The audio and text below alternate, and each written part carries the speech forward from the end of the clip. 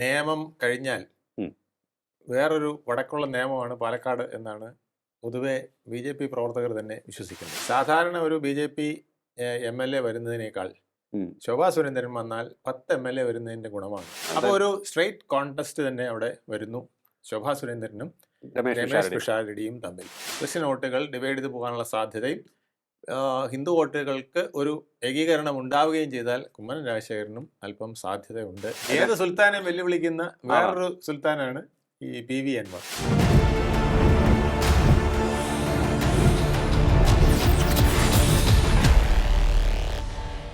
നമസ്കാരം, ടോക്കിംഗ് പോയിന്റിലേക്ക് സ്വാഗതം. ടോക്കിംഗ് പോയിന്റിൽ ഇന്ന് ചർച്ച ചെയ്യുന്ന 3 മണ്ഡലങ്ങളിൽ ഏറ്റുമുട്ടുന്നത് പ്രമുഖരാണ്.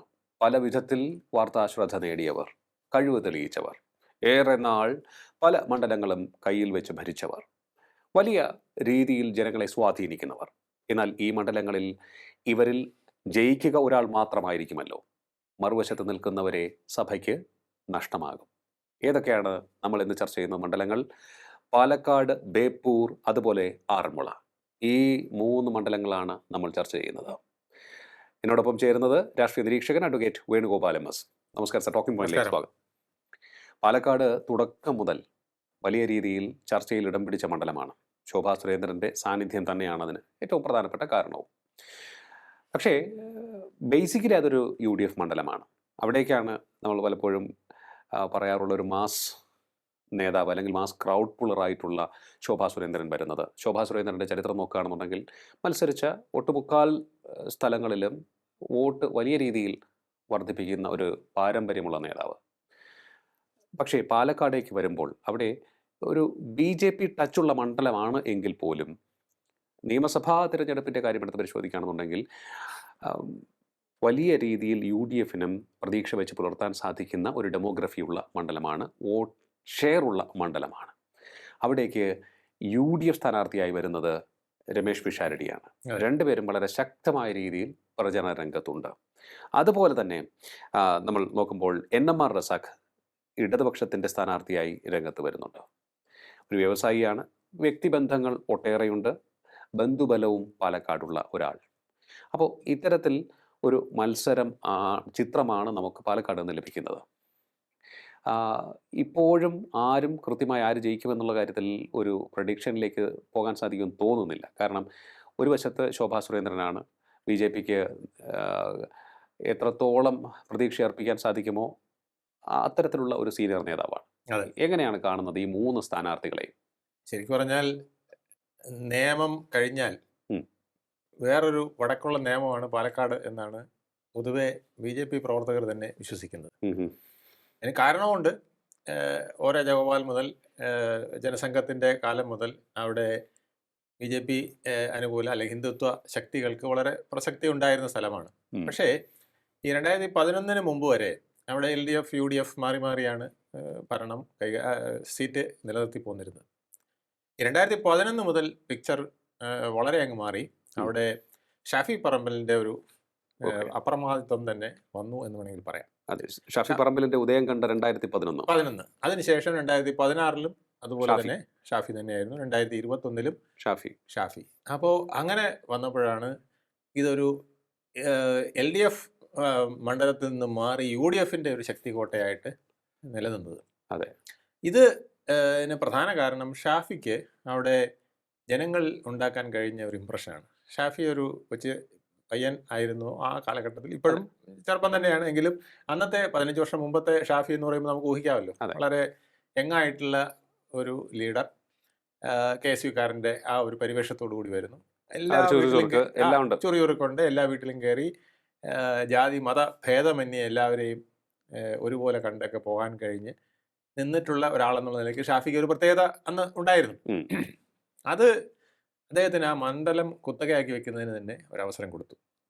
ഷാഫിയെ പൊട്ടിക്കാനായിട്ട് 2016 ശോഭാ സുരേന്ദ്രൻ ഒരിക്കൽ വന്നു. അന്ന് ശോഭാ സുരേന്ദ്രന് മുമ്പ് വെറും 22,000 പരം വോട്ടിൽ കിടന്ന BJP വോട്ട് അവർ 40,000 പുറത്താക്കി വർദ്ധിപ്പിച്ചു. അപ്പോൾ അതൊരു വലിയ മുന്നേറ്റമാണ്. 18,000 വോട്ടിൻ്റെ വ്യത്യാസം അവർ വരുത്തി.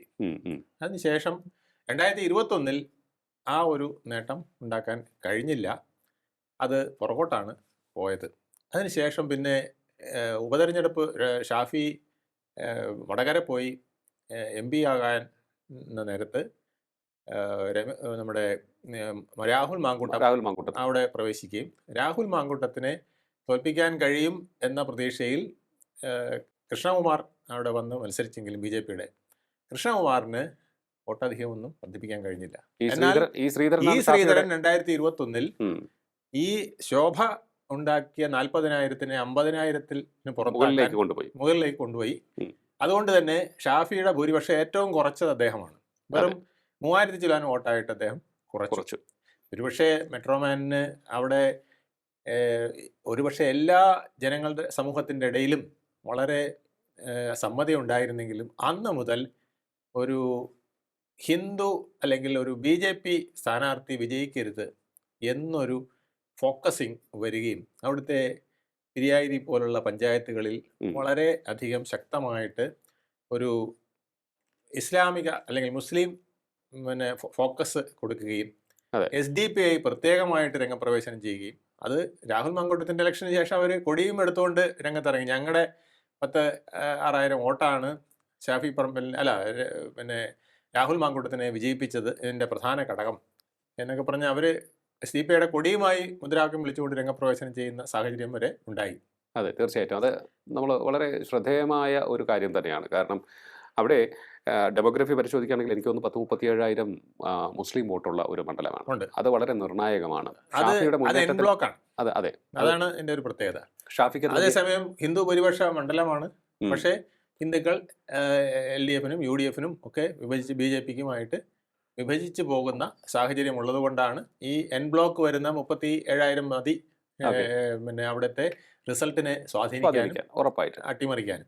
2016 മുതൽ ഈ മണ്ഡലത്തിൽ രണ്ടാമതെത്തുന്നത് BJPയാണ്. അതുവരെ വളരെ പിന്നിലായിരുന്നു BJP. പിന്നീട് കുതിച്ചുയർന്ന കാഴ്ചയാണ് നമുക്ക് കാണാൻ സാധിച്ചത്. പാലക്കാട് ഇടതുപക്ഷത്തിന്റെ വേരോട്ടമുള്ള ഒരു മണ്ഡലം എന്ന് വേണമെങ്കിൽ ഒരു ജില്ല ആയ പാലക്കാടാണ് ഈ ഒരു മുന്നേറ്റം BJP ഉണ്ടാക്കിയത് എന്നുള്ളതാണ് നമ്മൾ എടുത്ത് പറയേണ്ട ഒരു കാര്യം. 2016-ലാണെങ്കിലും 2021-ലാണെങ്കിലും 2024 ഉപതെരഞ്ഞെടുപ്പിലാണ്. രണ്ട് മുന്നണികളുടെ സ്ഥാനാർത്ഥികൾ വന്നാലും അവിടെ വേറെ വലിയ വികസന പ്രവർത്തനം ചെയ്യാറില്ല. പാലക്കാട് എന്നും പാലക്കാടായിട്ട് തുടരുന്നു എന്നൊരു സാഹചര്യം ഉണ്ടായിരുന്നു. അതിനുശേഷമാണ് ഷാഫി പറമ്പിൽ വന്ന് പിന്നെ അദ്ദേഹത്തിൻ്റെ 11 മുതൽ ഏതാണ്ട് 21 വരെയുള്ള ഇലക്ഷനിൽ ആ ഒരു മേധാവിത്വം നിലനിർത്തിയത്. പിന്നെ BJPക്കുള്ള ഒരു പ്രതീക്ഷ എന്ന് പറയുന്നത് സാർ, അവിടെ മുനിസിപ്പാലിറ്റി ഏരിയ അവർ തുടർഭരണം നേടിക്കൊണ്ടിരിക്കുക. അതാണ് വേറൊരു കുഴപ്പം. അവരുടെ ഒരു ഡിഫക്റ്റ് എന്ന് പറയുന്നത് അതാണ്. പാലക്കാട് നഗരസഭ എക്കാലവും BJPക്ക് അനുകൂലമായിട്ട് നിൽക്കാറുണ്ട്. ഇത്തവണ പക്ഷേ അത്രയും നിന്നെന്ന് പറയാൻ പറ്റില്ല. ഇത്തവണയും അത് വളരെ അറ്റപ്പറ്റയാണ് പോയത്. തീർച്ചയായിട്ടും പാലക്കാട് നഗരസഭ പോലും നമുക്ക് ഒരു നല്ല മെജോറിറ്റിയിലെത്തി വിജയിക്കാനായിട്ട് കഴിഞ്ഞില്ല എന്നുള്ളതാണ്. അതുപോലെ കണ്ണാടി, മാത്തൂർ പഞ്ചായത്തുകളിലൊക്കെ BJPക്ക് വേരോട്ടം ഉണ്ടാക്കാമായിരുന്നായിരുന്നു. പക്ഷെ അവരാരും ആ ഭാഗത്തേക്കൊന്നും വേണ്ട രീതിയിൽ പോയിട്ടില്ല. അവിടെയൊക്കെ LDF-ന്റെ ഒരു മേധാവിത്വം ഉണ്ടായിരുന്നു. പക്ഷെ ഇപ്പം ആ മേധാവിത്വങ്ങളെല്ലാം നഷ്ടപ്പെട്ടു എന്നാണ് പൊതുവെ വിലയിരുത്തുന്നത്. അത് കണ്ണാടി പഞ്ചായത്ത് എന്ന് പറയുന്നത് LDF കോട്ടയാണ്. കണ്ണാടി മാത്തൂർ പഞ്ചായത്ത് LDF-ന്റെ കോട്ടയാണ്. നേരെ മറിച്ച് ആണെങ്കിൽ UDF-ന്റെ കോട്ടയും മുസ്ലിം വോട്ടുകൾ കൂടുതലുള്ളത് ഇവിടെയൊക്കെയാണ്. മുനിസിപ്പാലിറ്റി മാത്രമാണ് BJPക്കുള്ളത്. അവർക്ക് ജയിക്കണമെന്നുണ്ടെങ്കിൽ മുനിസിപ്പാലിറ്റിയിൽ അഭൂതപൂർവമായ വോട്ട് വർധനവ് BJPക്ക് ഉണ്ടാകേണ്ടിയിരിക്കുന്നു. അതുപോലെ തന്നെ രണ്ടാമത്തേത് ഈ രണ്ട് പഞ്ചായത്തുകളിൽ ശക്തമായിട്ട് വോട്ട് കൂട്ടുകയും വേണം. ഇത്തവണ അതിനുള്ള സാധ്യത ഉണ്ട് എന്നുള്ളതാണ് ശോഭാ സുരേന്ദ്രനെ അനുകൂലിക്കുന്നവർ പറയുന്നത്. കാരണം ഈ മുസ്ലിം പോളറൈസേഷൻ, ഈ ശ്രീധരനെ പോലുള്ളവരെ തോൽപ്പിക്കുന്ന അവസ്ഥ, ഇതൊക്കെ കുറെ പേരിൽ ഇരുത്തി ചിന്തിപ്പിക്കുന്നുണ്ട്. നമ്മൾ മാത്രം എന്തിനിങ്ങനെ വിശാല മനസ്കരാകണം എന്ന് ചിന്തിക്കുന്ന ഒരു സാഹചര്യവും ഉണ്ടായിട്ടുണ്ട് എന്നുള്ളതാണ്. അത് ഒരു പ്ലസ് പോയിന്റ് ആയിട്ട് ശോഭാ സുരേന്ദ്രന് വന്നേക്കാം.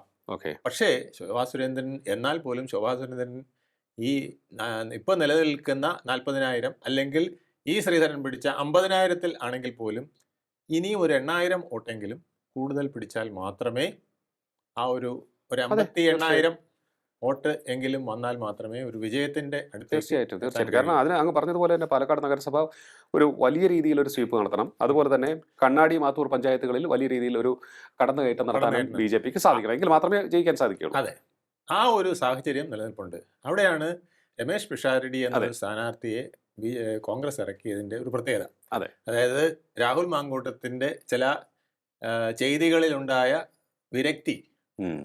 അടുത്ത് വരുന്ന സ്ഥാനാർത്ഥിയിൽ വരാതിരിക്കാനാണ് ഒരു സ്വതന്ത്ര സ്ഥാനാർത്ഥി ഒരു സിനിമ ആ, സീരിയൽ സിനിമ ടി വി പ്രമുഖനെ തന്നെ ഇറക്കി അവിടെ പരീക്ഷിക്കാൻ കോൺഗ്രസിന് തയ്യാറായത്. രമേശ് പിഷാരടിയുടെ വാക്ചാതുര്യം അതിന് അവരെ ഏറെ സഹായിക്കുന്നുണ്ടെന്നാണ് കേൾക്കുന്നത്. തീർച്ചയായിട്ടും മണ്ഡലത്തിലൊക്കെ. അദ്ദേഹം മണ്ഡലത്തിൽ അതായത് വാക്ചാതുര്യം മാത്രമല്ല, പിന്നെ ഒരു പൊളിറ്റീഷ്യന്റെ ഒരു അതെ ഒരു ഒരു ബോഡി ലാംഗ്വേജ് ബോഡി ലാംഗ്വേജും പിന്നെ കാര്യങ്ങളെ വിലയിരുത്തുന്നതിലും അത് പ്രസന്റ് ചെയ്യുന്നതിലും ഒക്കെ ഏഹ്, രമേശ് പിഷാരടിക്ക് കഴിഞ്ഞിട്ടുണ്ട് എന്നുള്ളത് സത്യമാണ്. ഒറ്റയടിക്ക് ഒരു തെരഞ്ഞെടുപ്പ് രാഷ്ട്രീയത്തിലേക്ക് വന്ന ആളല്ല. കുറേയേറെ വേദികൾ അതെ. പലർക്ക് വേണ്ടിയും തെരഞ്ഞെടുപ്പിന് സംസാരിച്ച് ആ ഒരു എക്സ്പീരിയൻസും അദ്ദേഹത്തിനുണ്ട്. കോൺഗ്രസിലെ പ്രമുഖർക്ക് വേണ്ടി പല മണ്ഡലങ്ങളിലും പോയി പ്രസംഗിക്കുകയും പ്രസംഗിക്കുന്നിടത്തൊക്കെ വാക്കുകളും ആശയങ്ങളും ഭംഗിയായിട്ട് കോൺഗ്രസിന് അനുകൂലമായും മാർക്സിസ്റ്റ് പാർട്ടിക്കൊക്കെ പ്രത്യേകിച്ച് വളരെ ഷാർപ്പായിട്ട് കുത്തുന്ന വിധത്തിലുമൊക്കെ അദ്ദേഹത്തിന് സംസാരിക്കാൻ കഴിഞ്ഞിട്ടുണ്ട്. അങ്ങനെ ഒരു ഇരുത്തം വന്ന ഒരു ആളും തന്നെയാണ്. അതെ തീർച്ചയായിട്ടും. അപ്പൊ അത്തരത്തിലൊരു കാര്യമാണ് പിന്നെ പാലക്കാട് നമുക്ക് മാർക്സിസ്റ്റുകാർ പറയുന്നത് ഇദ്ദേഹം പാലക്കാട്ടത്തെ ജനത്തിന് വേണ്ടി എന്ത് ചെയ്യും. ഉം. അദ്ദേഹം മദ്രാസിലേക്ക് പോകുമ്പോൾ ഉം. പ്ലാറ്റ്ഫോമിൽ ഇറങ്ങി ചായയും വടയും പോലും കഴിച്ചിട്ടില്ല പാലക്കാട്. അല്ല അദ്ദേഹത്തിന് എന്ന് ഒരു പറയുന്നവരും ഉണ്ട്. ഒരു കുടുംബ പേര് പാലക്കാട്ടേക്ക് ഉണ്ട്. അതുണ്ട്. കുന്നംകുളത്ത് അങ്ങാണ്ട് അദ്ദേഹത്തിന്റെ ബന്ധുബലം ഉണ്ട് എന്ന് ഉണ്ട്. പറയുന്നു. അദ്ദേഹത്തിന് ഒട്ടേറെ ബന്ധു വോട്ടുകളും ഉണ്ടെന്നാണ് ബന്ധു വോട്ടുകളും ഉണ്ട് എന്നുള്ളതാണ് പറയുന്നത്.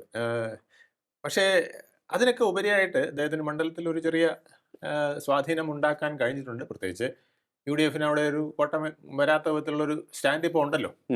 ആ ഒരു സ്റ്റാൻഡ് ഉള്ളത് കൊണ്ട് ഏതാണ്ട് 19,000 അടുപ്പിച്ച് വോട്ട് ഭൂരിപക്ഷത്തിലാണ് രാഹുൽ മാങ്കൂട്ടത്തിൽ വിജയിച്ചത്. അപ്പോൾ ഈ വോട്ടിനെയൊക്കെ കവർ ചെയ്യുക എന്നുള്ള ജോലിയാണ് ശോഭാ സുരേന്ദ്രനുള്ളത്. രാഹുൽ മാങ്കൂട്ടത്തിൽ വിഷയവും നെൽകർഷകർ നേരിടുന്ന പ്രശ്നങ്ങളും ഒക്കെ തന്നെ അവിടെ ചർച്ചയാകുന്നുണ്ട്. അതൊക്കെയാണ് അതാണ് എതിർപക്ഷങ്ങളുടെ ഞാൻ പ്രതീക്ഷ. പറഞ്ഞത്. ഈ ജനങ്ങളെ സേവിക്കുന്ന ഒരു MLA വേണ്ടേ നമുക്ക് എന്നുള്ള ചോദ്യം അവിടെ വരുന്നത്. രാഹുൽ മാങ്കൂട്ടത്തിലാണെങ്കിൽ എന്ത് ചെയ്യും? ഉം. ശോഭാ സുരേന്ദ്രനാണെങ്കിൽ പറയുന്നത് കേന്ദ്രത്തിന്റെ നേരിട്ടുള്ള സഹായം, ഫണ്ട് എന്നിവ ഉൾപ്പെടെ ഞാൻ ജയിച്ചാൽ വെറും ഒരു MLA മാത്രമായിരിക്കില്ല. ഉം.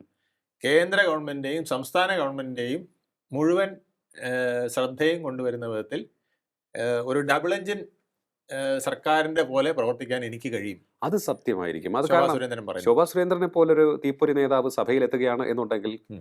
വളരെ ശക്തമായ ഇടപെടലുകൾ അവർ നടത്തും. അതെ അതിൽ യാതൊരു സംശയവും വേണ്ട. അതെ അതെ അത് ഭരിക്കുന്നത് ഭരണം ആർക്കായാലും LDFനായാലും UDFനായാലും തൻ്റെ ശബ്ദം വേറിട്ട് ശക്തമായും കേൾപ്പിക്കുവാൻ ശോഭാ സുരേന്ദ്രന് സാധിക്കും. സാധാരണ ഒരു BJP MLA വരുന്നതിനേക്കാൾ ഉം. ശോഭാ സുരേന്ദ്രൻ വന്നാൽ 10 MLA വരുന്നതിന്റെ ഗുണമാണ് അതെ. എന്നാണ് പൊതുവെ പറയുന്നത്. പറയപ്പെടുന്നത്. പക്ഷേ കാരണം നമുക്ക് അവർക്ക് അത്രയ്ക്കുള്ള വാക്ചാതുര്യമുണ്ട്.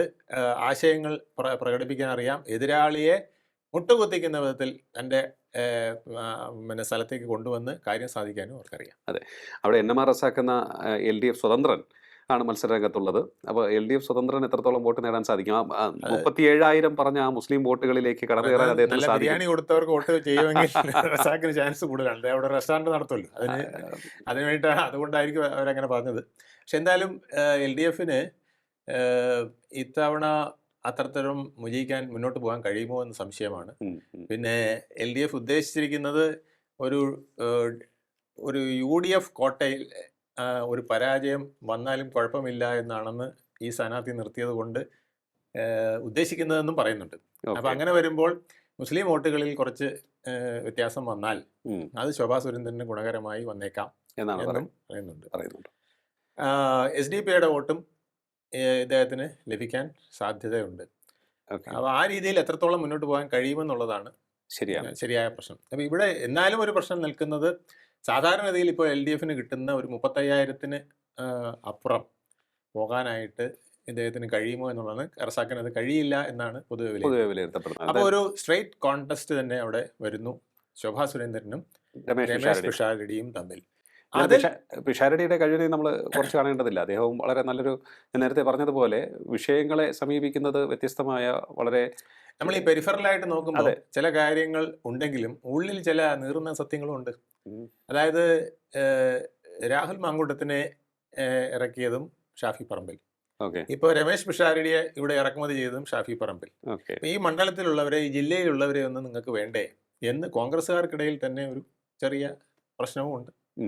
അപ്പം അത് ഉൾപ്പെടെയുള്ള നീരസങ്ങൾ എങ്ങനെയാണ് പ്രതിഫലിക്കുക എന്ന് പറയാൻ പറ്റില്ല. കോൺഗ്രസ്സുകാരാണ്, ഓക്കെ അവർക്ക് 5 വർഷം കഴിഞ്ഞാലത്തെ ഭാവിയും പലരും ചിന്തിക്കുന്നുണ്ട്. അപ്പം അതൊക്കെ എങ്ങനെ മാറും? ഇതിനെല്ലാം ഉപരിയായിട്ട് ഇപ്പോൾ നാട്ടിലെ ഒരു പാട്ടുണ്ട്, ശോഭാ സുരേന്ദ്രനെ തോൽപ്പിക്കാനായിട്ട് മുസ്ലിം വോട്ടുകൾ ഫോക്കസ് ചെയ്യുന്നു എന്നുള്ളത്. അപ്പം അത് ശരിയല്ല എന്നൊരു നിലപാട് പാലക്കാട്ടുണ്ട് എന്നുള്ളതാണ് ഗ്രൗണ്ട് റിപ്പോർട്ടിൽ പറയുന്നത് അല്ലേ? അത് അവിടുത്തെ പ്രവർത്തകർക്ക് എത്രത്തോളം യൂസ് ചെയ്യാൻ കഴിയുമെന്നുള്ളതനുസരിച്ചിരിക്കും ശോഭാ സുരേന്ദ്രൻ്റെ ഗുണകരമായി വരുമോ ഇല്ലയോ എന്നുള്ളത്. എന്തായാലും ഒരു 18,000 വോട്ടിൻ്റെ പഴയ ശോഭാ സുരേന്ദ്രൻ്റെ വോട്ടിൽ 18,000-ഉം 2021 ശ്രീധരൻ നേടിയ വോട്ടിൻ്റെ ഒരു 8,000 വോട്ടെങ്കിലും കൂടുതൽ നേടിയെങ്കിൽ മാത്രമേ ശോഭാ സുരേന്ദ്രന് ഇത്തവണ ഒരു സ്ട്രൈറ്റ് ഫൈറ്റിലൂടെ വിജയം നേടാൻ സാധിക്കുകയുള്ളൂ. എന്തായാലും ശോഭയാണ് ജയിക്കുന്നതെങ്കിൽ രമേശ് പിഷാരടിയെ നമുക്ക് നഷ്ടമാകും. രമേശ് ആണെങ്കിൽ ജയിക്കുന്നതെങ്കിൽ ശോഭയെ നമുക്ക് നഷ്ടമാകും.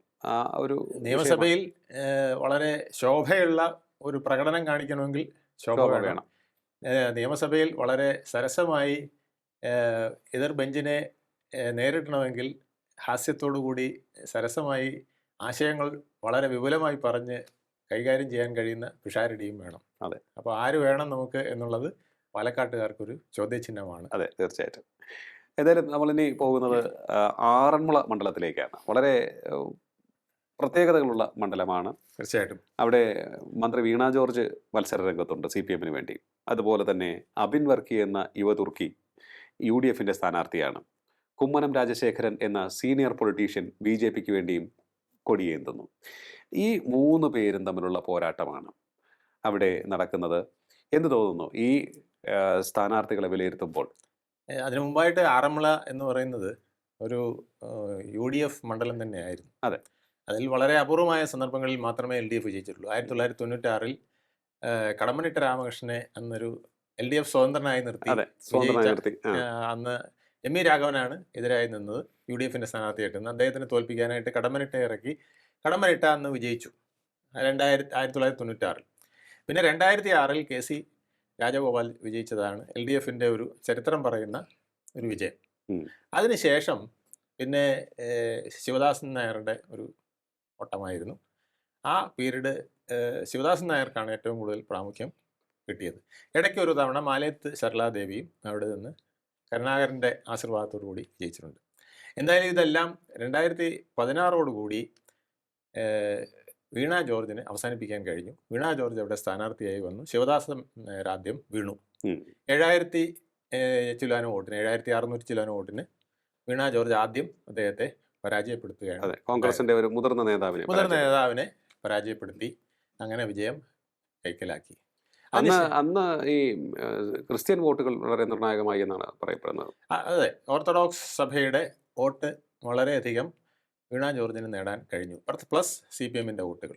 അപ്പോൾ ഓർത്തഡോക്സ് സഭയുടെയുമായിട്ടുള്ള വീണ ജോർജിൻ്റെ ഹസ്ബൻഡിൻ്റെ ബന്ധം, അദ്ദേഹം അവിടുത്തെ അവരുടെ സെക്രട്ടറിയോ എന്തോ ആണ്, ആ സഭയുടെ ഒരു പ്രധാനപ്പെട്ട തസ്തികയിലാണ്.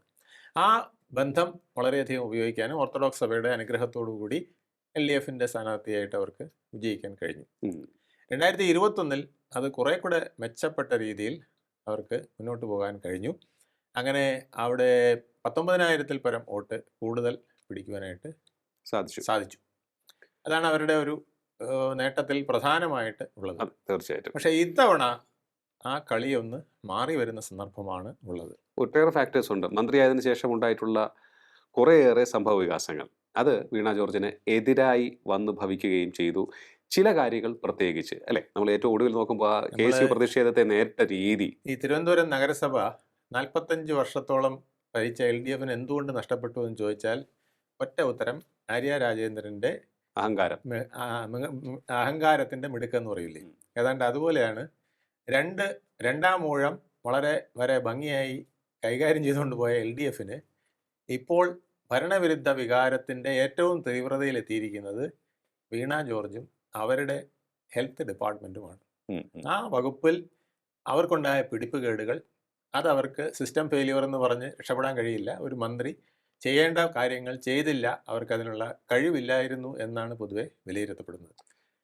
അതെ, തീർച്ചയായിട്ടും. ഡിപ്പാർട്ട്മെന്റിന്റെ ഉള്ളിലേക്ക് കടന്നുകൊണ്ട് ആ സിസ്റ്റം നന്നാക്കി എടുക്കുന്നതിന് അവർക്ക് കഴിഞ്ഞില്ല, അല്ലെങ്കിൽ ഉള്ളതിനെ മോശമാക്കുന്നതിനെ കഴിഞ്ഞുള്ളൂ എന്നുള്ളത്. പിന്നെ തുടരെയായി വരുന്ന കത്തി വയറ്റിനകത്തും പഞ്ഞി വയറ്റിനകത്തും കത്രിക വയറ്റിനകത്തും ഒക്കെ ഇരിക്കുന്ന സംഭവങ്ങൾ കൂടി ആയപ്പോൾ അത് ഏതാണ്ട് പൂർണ്ണമായി. അപ്പോൾ ഇത് കാണിക്കുന്നത് വീണ ജോർജിന് ഏറ്റവും വലിയ ആന്റി ഇൻകംബൻസി ഏൽക്കാൻ പോകുന്നത് ആറന്മുളയിലാണ്. അവിടെ ഇപ്പോൾ എന്തൊക്കെ തന്നെ പറഞ്ഞാലും ഇതിപ്പോൾ ചിലരൊക്കെ പറയുന്നത് വീണ ജോർജ് പാർട്ടിയിൽ ജൂനിയറാണ് താരതമ്യേന നമ്മൾ നോക്കുമ്പോൾ. പി.കെ. ശ്രീമതി ആണെങ്കിലും കെ ശൈലജ ടീച്ചർ ആണെങ്കിൽ തന്നെയും ഈ രണ്ട് ടീച്ചർമാരും ഭരിച്ച വകുപ്പ് സ്വതന്ത്രമായിട്ട് വന്നെന്ന് പറഞ്ഞാണെങ്കിൽ പറയാം. 2016 അങ്ങനെ വന്ന ഒരു മാധ്യമ പ്രവർത്തക എന്നുള്ള കവിഞ്ഞ് വേറൊന്നും അവർക്ക് പറയാനുണ്ടായിരുന്നില്ല. അല്ല, നമ്മളിപ്പോൾ നോക്കുമ്പോൾ ശ്രീമതി ടീച്ചർ ആണെങ്കിലും ശൈലജ ടീച്ചർ ആണെങ്കിലും അവർക്ക് പാർട്ടിയിൽ ഉന്നത സ്ഥാനമുണ്ട്. അപ്പോൾ ആ സ്ഥാനം മറ്റുള്ളവർ മാനിക്കുന്നതാണ്. പാർട്ടിയിലെ CPM-ന്റെ ഒരു പ്രത്യേകത അതാണ്. അപ്പോൾ ഈ ആരോഗ്യവകുപ്പുമായി ബന്ധപ്പെട്ട് നിൽക്കുന്നവരൊക്കെ തന്നെ അവരെ റെസ്പെക്ട് ചെയ്യും, അവർ പറയുന്നത് കേൾക്കും. ഇല്ല എങ്കിൽ അവർക്ക് അതിന്റെ പണി കിട്ടും. കാരണം അവർ സൗമ്യമായിരുന്നു. അതെ, അവരിപ്പോ സൗമ്യരായിരുന്നു. അവര് ഇങ്ങനെ നിൽക്കുന്ന ഒരു പോസ്റ്റർ ഒരിക്കലും കാണിച്ചിട്ടില്ല. തീർച്ചയായിട്ടും അത് പി.കെ. ശ്രീമതി ടീച്ചർ വളരെ സൗമ്യമായ ഒരു ഇടപെടൽ.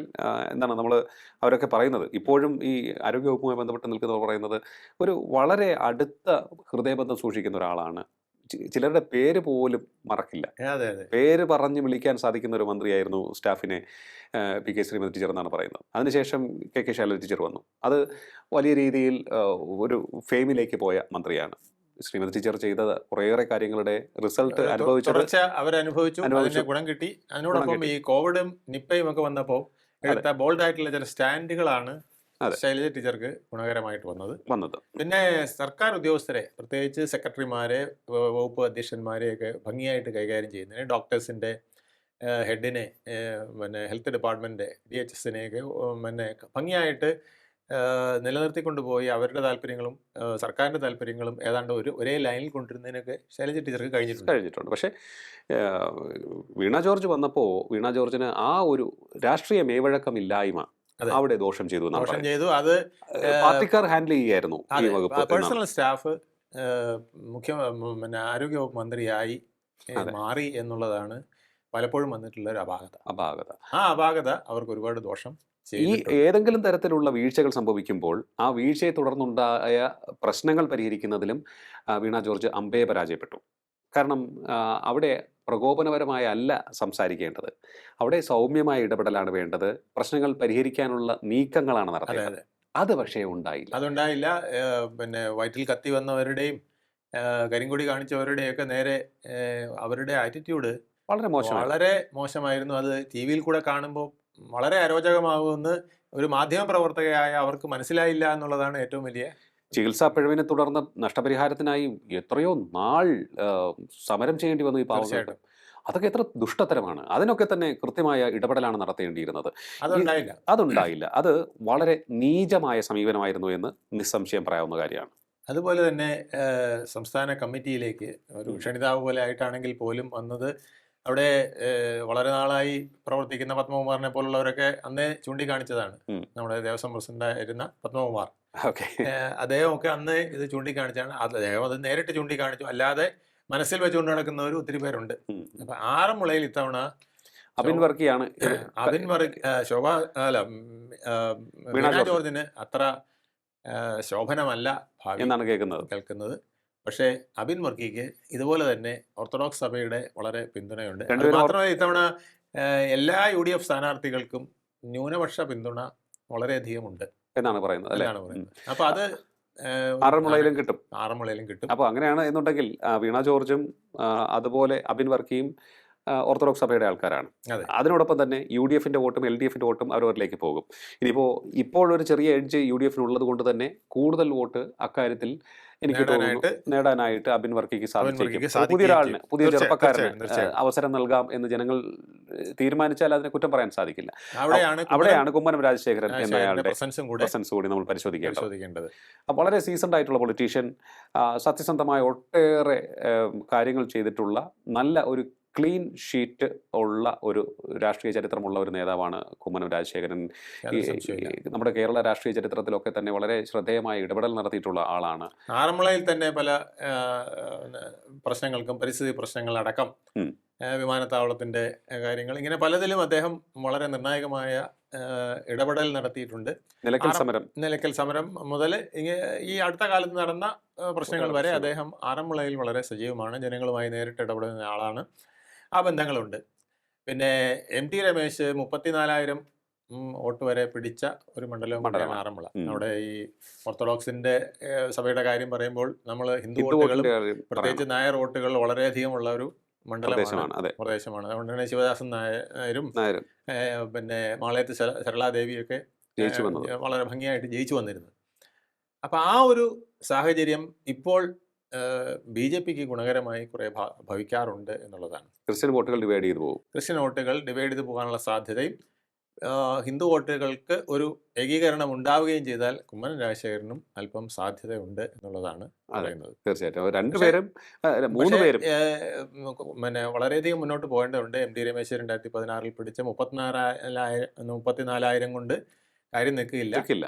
അതൊരു 15,000-ലധികം വോട്ടുകൾ എങ്കിലും മുന്നോട്ട് വന്നാലേ എന്തെങ്കിലും മാറ്റം അതിനകത്ത് ഉണ്ടാകുമെന്ന് പ്രതീക്ഷിക്കാം. 20,000 വോട്ടിലധികം 20,000 വോട്ടുണ്ടെങ്കിലേ ഒരു ടൈറ്റ് ഫൈറ്റിലേക്ക് പോകാൻ കഴിയുള്ളൂ. 15,000 വോട്ട് വന്നു കഴിഞ്ഞാൽ മറ്റിടത്തും കുറയുമല്ലോ.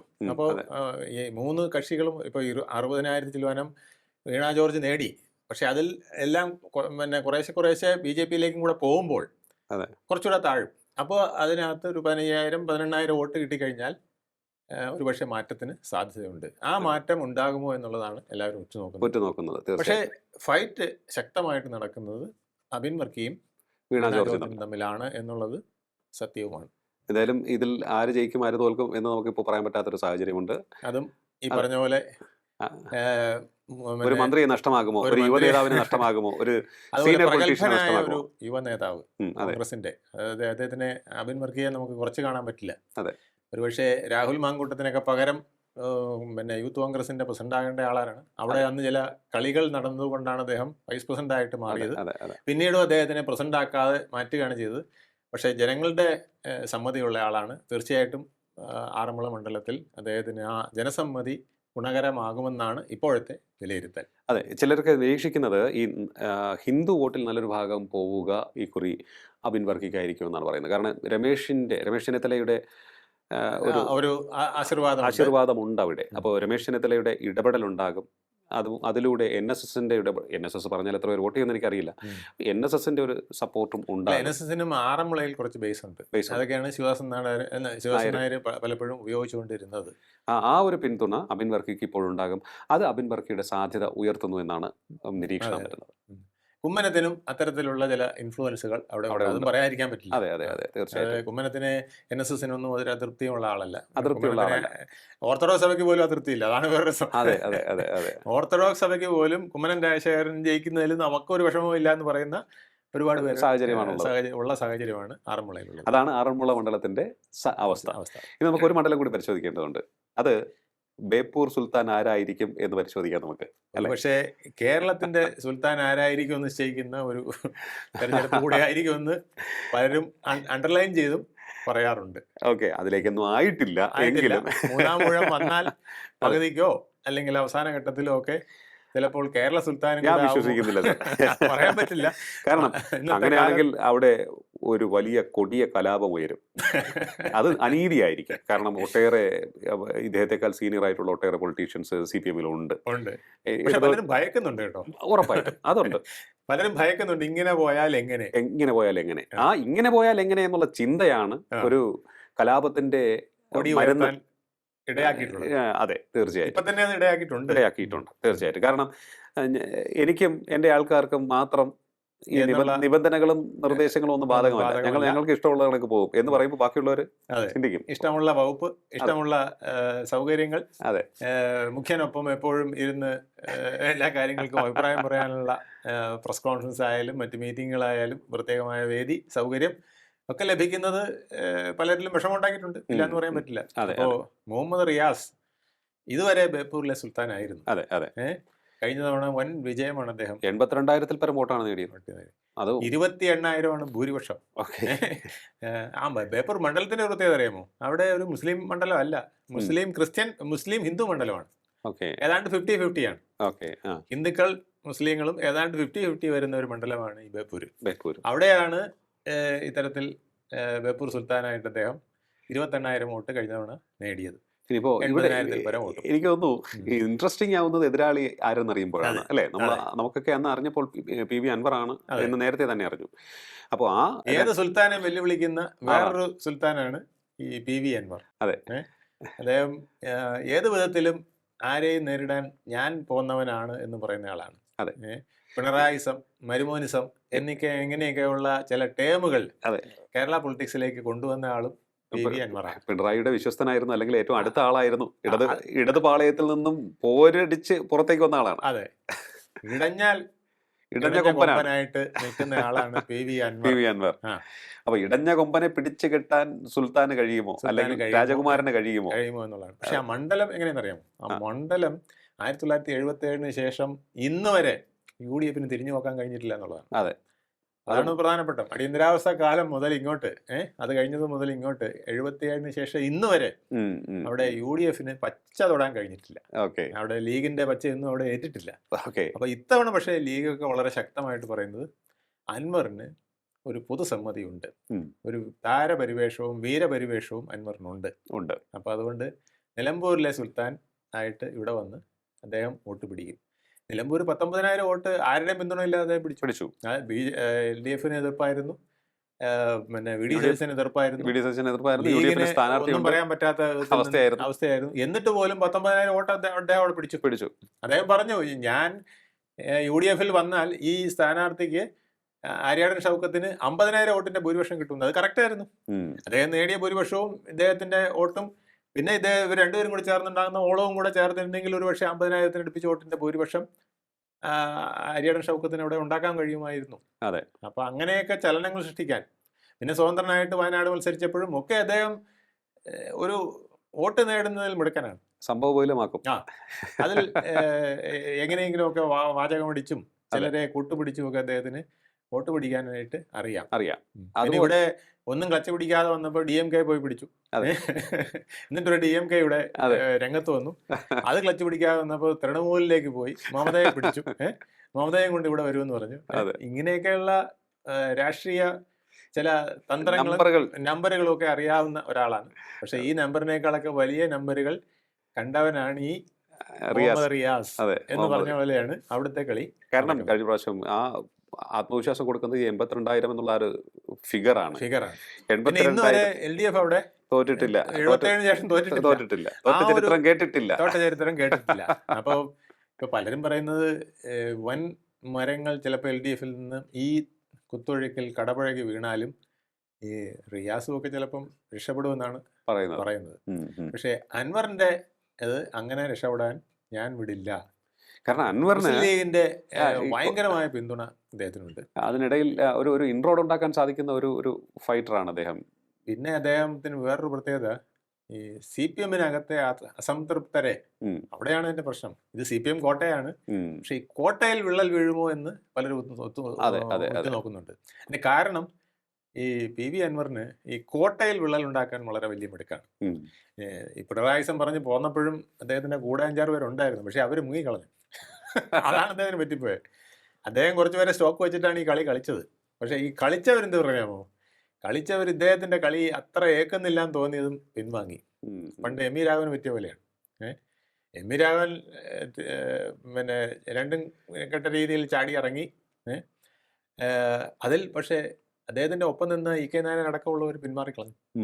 അപ്പൊ അത് പോലെ ഒരു സംഭവം അൻവറിനും കഴിഞ്ഞ തവണ സംഭവിച്ചു. അതാണ് പിണറായിസൊക്കെ വലിയ ഡയലോഗ് അടിച്ചിട്ട് അവസാനത്തിൽ അദ്ദേഹത്തിന് ക്ലച്ച് പിടിക്കാതെ. പക്ഷേ വേറൊരു കാര്യം സാർ ശ്രദ്ധിച്ചായിരുന്നു, PV അൻവർ അല്ല മറ്റേതെങ്കിലും ഒരു നേതാവായിരുന്നു ആ സ്ഥാനത്തെങ്കിൽ രാഷ്ട്രീയ ഭാവി അടഞ്ഞേനെ. പിന്നെ അപ്പൊ PV അൻവർ ഒരു പരുക്കം ഇല്ലാതെ പിടിച്ചു നിൽക്കുന്നു എന്നുണ്ടെങ്കിൽ ചില്ലറക്കാരനല്ല. കളി ഒരുപാട് ഒട്ടേറെ അറിയാം. ഒരുപാട് കഥകളറിയാം. കളിയല്ല, കഥകളറിയാം. ഉം. ഞാൻ കഥകൾ പറഞ്ഞാൽ പിന്നെ ഈ രാജ്യത്ത് ആരും ജീവിച്ചിരിക്കില്ലെന്നാണ് അദ്ദേഹം പറയുന്നത്. ഓക്കെ. അങ്ങനെയൊക്കെയുള്ള ചില വെരട്ടുകളൊക്കെ നടത്താനൊക്കെയുള്ള കഴിവുള്ള ആളാണ്. അല്ല, നിങ്ങളുടെ നമ്പർ ഇങ്ങോട്ട് ഇറക്കണ്ട. എന്റെ അതെ. കയ്യിലും ഉണ്ട് തുറുപ്പ് എന്റെ ചീട്ട്. കയ്യിൽ ഒരുപാട് കഥകളുണ്ട്. അത് ഞാൻ ആ. കൊണ്ട് പറഞ്ഞു കഴിഞ്ഞാൽ പിന്നെ ഓടിയാൽ തീരില്ല എന്നാണ് പറഞ്ഞത്. ഓക്കെ. ഈ വി ഡി സതീശനെ പോലും ഒരു ഘട്ടത്തിൽ അദ്ദേഹം അങ്ങനെ പറഞ്ഞു. ഈ രാഹുൽ മാങ്കൂട്ടത്തിൽ തലയിൽ മുണ്ടിട്ടോണ്ട് ഒരു ദിവസം ഈ നിലമ്പൂർ പ്രശ്നം നടക്കുമ്പോൾ അവിടെ വരികയുണ്ടായി. ഓക്കെ. അപ്പോൾ പറഞ്ഞ് രാഹുൽ മാങ്കൂട്ടത്തിൽ പറഞ്ഞ ചില കഥകൾ ഞാൻ വെളിയിൽ പറഞ്ഞാൽ ഇവിടുത്തെ ചില വമ്പന്മാർ തലയിൽ മുണ്ടിട്ടുകൊണ്ട് ഓടേണ്ടി വരും. ഓക്കെ. ഇങ്ങനെയൊക്കെയുള്ള നമ്പറുകൾ ഇറക്കാൻ മിടുക്കനാണ്. അതുകൊണ്ട് ഈ ബേപ്പൂർ കോട്ടയിൽ CPM കോട്ടയിൽ വിള്ളലുണ്ടാക്കുമോ എന്നതും കൂടെ പ്രധാനപ്പെട്ട കാര്യമാണ്. അതാണ്. അങ്ങനെ വിള്ളലുണ്ടാക്കിയാൽ റിയാസിന് പകരം ഇടഞ്ഞ കൊമ്പൻ PV അൻവറാണോ അൻവറായിരിക്കും. എന്ന് സംശയിക്കേണ്ടിയിരിക്കുന്നു.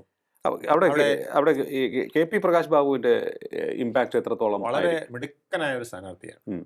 വളരെ നല്ല ആത്മാർത്ഥതയുള്ള ഒരു BJP പ്രവർത്തകനാണ്. അതെ. ശക്തമായി പ്രവർത്തിക്കുന്ന ആളാണ്. അദ്ദേഹം ഓരോ ഇലക്ഷനിലും വോട്ട് വർദ്ധിപ്പിച്ചുകൊണ്ട് വരികയാണ്. കഴിഞ്ഞ തവണ 28,000 അടുപ്പിച്ച് 26,267 വോട്ട് നേടി. 26,000 ചില്ലുവാന വോട്ട് പിടിക്കുകയുണ്ടായി. പക്ഷെ അത് ഇത്തവണ 30,000 വരെ 30,000 അതിന് മേളിൽ പോയേക്കാം എന്നും പറയുന്നുണ്ട്. ഒരു ഓർഗാനിക് ഗ്രോത്ത് പല മണ്ഡലങ്ങളിലും ഒട്ടേറെ ഒട്ടുമിക്ക മണ്ഡലങ്ങളിലും BJP നേടിക്കൊണ്ടിരിക്കുക. നേടിക്കൊണ്ടിരിക്കുന്നു. അത് വളരെ അതിന്റെ ഇൻക്രീസ് ഇത്തവണയും അവിടെ ഉണ്ടാവും. വ്യക്തമായ സൂചനയാണ് അത് തരുന്നത്.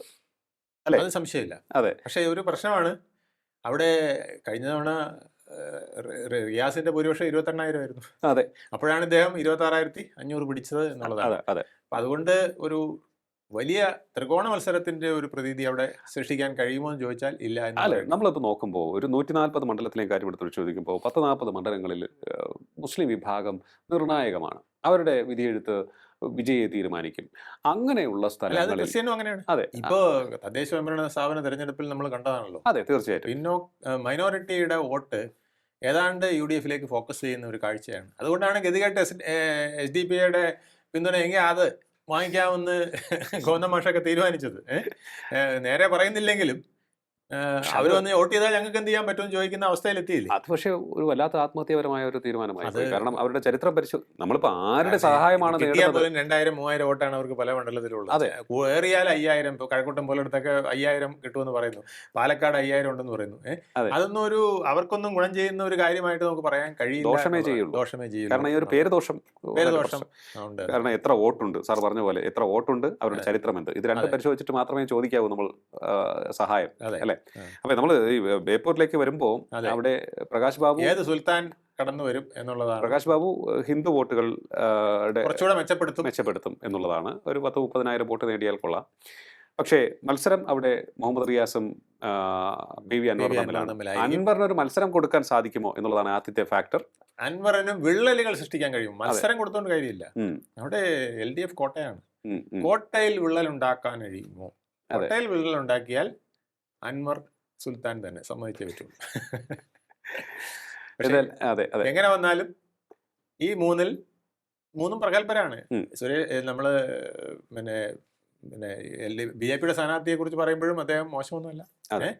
പ്രകാശ് ബാബു എന്ന് പറയുന്നത് പ്രകാശിക്കുന്ന ഒരു ബാബു തന്നെയാണ്. പക്ഷേ ഒട്ടും അവിടുത്തെ ഡെമോഗ്രഫിയും കുഴപ്പമില്ല, പകുതിയോളം ഉണ്ട്. പക്ഷെ അതങ്ങനെ വരില്ലല്ലോ. LDF-ന്റെ ഒരു സ്വഭാവം അവിടെ ഉണ്ട്. ഹിന്ദു വോട്ടുകളിൽ പലതും ആ ഒരു ചുവന്ന കൊടിയിൽ നിൽക്കുന്ന ഒരു കാഴ്ച ഇപ്പോഴുണ്ട്. കേരളം തന്നെ അങ്ങനെയാണല്ലോ സാർ. കേരളം അങ്ങനെയാണ്. അതുകൊണ്ട് തന്നെ BJPക്ക് കേരളത്തിൽ വ്യാപകമായ ഇൻട്രോഡ്സ് ഉണ്ടാക്കണം എന്നുണ്ടെങ്കിൽ ഈ ന്യൂനപക്ഷങ്ങളെയും, ഞാൻ ഈ പറഞ്ഞതുപോലെ നേരത്തെ പറഞ്ഞ ആ ഒരു കാര്യം, 10-38 മണ്ഡലങ്ങളിൽ മുസ്ലിം വോട്ടുകൾക്ക് സ്വാധീനമുണ്ട്. കൃത്യമായി നിർണ്ണയിക്കാൻ സാധിക്കും, ഗതി നിർണ്ണയിക്കാൻ സാധിക്കും. അതുപോലെ തന്നെ ക്രിസ്ത്യൻ വോട്ടുകൾക്കും ഗതി നിർണ്ണയിക്കാൻ സാധിക്കുന്ന ഒട്ടേറെ മണ്ഡലങ്ങളുണ്ട്. 50-52% ഹിന്ദു വോട്ടുള്ളത് കേരളത്തിൽ. അങ്ങനെ വരുമ്പോൾ എല്ലാ വിഭാഗങ്ങളെയും തങ്ങളിലേക്ക് ആകർഷിക്കാൻ സാധിക്കുന്ന മുന്നണിക്ക് മാത്രമേ ഇവിടെ ജയിക്കാൻ സാധിക്കുകയുള്ളൂ, ഭരിക്കാൻ സാധിക്കുകയുള്ളൂ. ആ രീതിയിൽ തീർച്ചയായിട്ടും നമ്മൾ അവരെ പഠിപ്പിക്കേണ്ട കാര്യമില്ല, അവർക്കറിയാം. ആ രീതിയിൽ അവരിനി മുന്നോട്ട് പോകുമായിരിക്കാം. Kerala is green because Kerala is red എന്ന് പണ്ട് പറയുമായിരുന്നു. ഇപ്പോൾ അതൊക്കെ വളരെ മാറിപ്പോയി. പരിസ്ഥിതിക്ക് വേണ്ടി നിൽക്കുന്ന എത്ര കമ്മ്യൂണിസ്റ്റുകാരുണ്ടെന്ന് നമ്മൾ ചോദിക്കുന്ന ഒരു കാലത്തേക്ക് പോയി. പരിസ്ഥിതിയെ നശിപ്പിക്കുന്ന കമ്മ്യൂണിസ്റ്റുകാരാണ് കൂടുതൽ എന്ന് പറയുന്ന ഒരു അവസ്ഥയിലെത്തി. അതുകൊണ്ട് ഈ റെഡിനൊപ്പം ഗ്രീൻ പ്രകൃതിയിലല്ല, കൊടികളിൽ പല മണ്ഡലങ്ങളിലും വളർന്നു വരുന്നു. അപ്പം ഈ ഗ്രീനിനെ തോൽപ്പിക്കാൻ ഈ റെഡിന് കഴിയുമോ എന്നുള്ളതാണ് ഇപ്പോഴത്തെ ഒരു വലിയ ഒരു വെല്ലുവിളി. വെല്ലുവിളി. അതാണ് തീർച്ചയായിട്ടും. എന്തായാലും ബേപ്പൂരിൽ മുഹമ്മദ് റിയാസ് തന്നെ വിജയിച്ചു വരുമോ? മന്ത്രി എന്നുള്ള നിലയിൽ നടത്തിയ പ്രവർത്തനങ്ങളെ അദ്ദേഹം ഉയർത്തിക്കാണിച്ച് പ്രവർത്തനം നടത്തുന്നുണ്ട്. അത് അദ്ദേഹത്തിന് എത്രത്തോളം വിജയം നേടുവാൻ സഹായിക്കും എന്നുള്ളതാണ് ഉറ്റുനോക്കുന്നത്. പി.വി. അൻവർ മോശക്കാരനല്ല. ഇൻറോഡ്സ് ഉണ്ടാക്കാൻ മിടുക്കനാണ്. കോട്ടകൾ തകർക്കുമോ അദ്ദേഹം? ഇടതുപക്ഷത്തിന് വലിയ നാശം ഉണ്ടാക്കുമോ? അത് മറ്റൊരു വശം. അതിന് പക്ഷേ വലിയ അത്ഭുതം നടക്കേണ്ടിയിരിക്കുന്നു. ഇവിടെ മേൽക്കൈ തീർച്ചയായിട്ടും മുഹമ്മദ് റിയാസിന് തന്നെയാണ്. പക്ഷേ അൻവർ ഒരു ഇൻട്രസ്റ്റിംഗ് ക്യാരക്ടറാണ്, പൊളിറ്റീഷ്യനാണ്. അതുകൊണ്ട് തന്നെ നമുക്ക് അദ്ദേഹത്തെ പൂർണ്ണമായും എഴുതിത്തള്ളാനും സാധിക്കില്ല. ഇതാണ് ഈ 3 മണ്ഡലങ്ങളിലെയും ചിത്രങ്ങൾ. അവിടെ വിജയിച്ചു വരുന്നവർ തീർച്ചയായും മുതൽക്കൂട്ട് തന്നെ ആയിരിക്കണം എങ്കിലല്ലേ നമുക്ക് പ്രതീക്ഷ വെച്ച് പുലർത്തി മുന്നോട്ട് പോകാൻ സാധിക്കുകയുള്ളൂ ജനാധിപത്യ സംവിധാനത്തിൽ. തോറ്റുപോകുന്നവർ പ്രതീക്ഷ കൈവിടാതെ വീണ്ടും പ്രവർത്തിക്കുക, ജനങ്ങളെ മറക്കാതിരിക്കുക. അല്ലേ സാർ? അത്രേ ഉള്ളൂ. അത്രയേ ഉള്ളൂ. വളരെയധികം ഇനിയും നന്ദി. അതെ, വിജയിച്ച് വരാനുള്ള അവസരം അവർക്കും ഉണ്ടാവട്ടെ. ഉണ്ടാവട്ടെ. തീർച്ചയായിട്ടും. ജനങ്ങളെ മാത്രം മുന്നിൽ കണ്ട് പ്രവർത്തിച്ചാൽ തീർച്ചയായിട്ടും അവർക്ക് ജനങ്ങളുടെ ഹൃദയത്തിൽ ഇടം ലഭിക്കും. ഒരിക്കലും അതല്ലേ അത് ഓ നഷ്ടപ്പെടില്ല. രാജഗോപാൽ തെളിയിച്ചത്. അതെ. ഒരു ഡസനിലധികം തവണ തോറ്റാലും ഉം. ഒരിക്കൽ ജനം കനിയും. കനിയും. തീർച്ചയായിട്ടും. വളരെയധികം നന്ദി സാർ ഇത്ര സമയം ടോക്കിംഗ് പോയിന്റുമായി സംസാരിച്ചത്. ടോക്കിംഗ് പോയിന്റിന്റെ ഈ അധ്യായം ഇവിടെ പൂർണ്ണമാകും. അടുത്ത എപ്പിസോഡിൽ കാണാം നമുക്ക്. നമസ്കാരം.